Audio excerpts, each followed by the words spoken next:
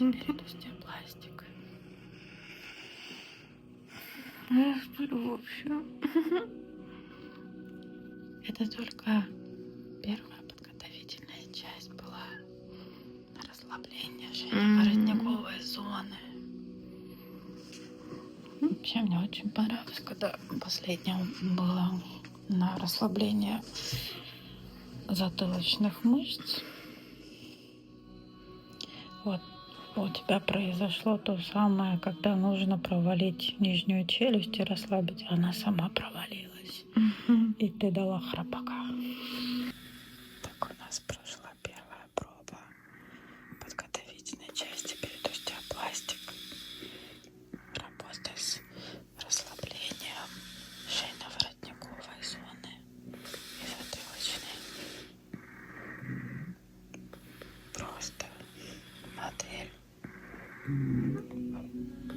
уснула в отлете где-то.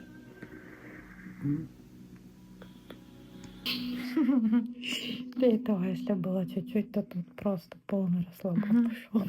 Сразу такой храпак. Челюсть провалилась вот так, как надо. Ничего не пришлось не объяснять, не говорить. Оно само пошло куда надо. Мальчик у нас давно там. Нам надо было переворачиваться на один бок, на другой бок. Мальчика я брала на ручки, вложила обратно, а так он и остался с нами. Вообще, ну что, как? Очень хорошо. Классно. Мы все этого долго ждали. Оно того стоило.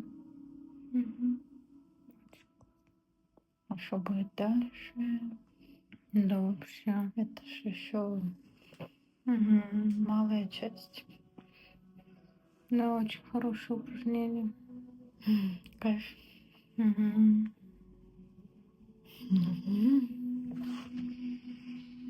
Ой. Я же как в ловушке. Да, столик нужен, чтобы я смотрела тут.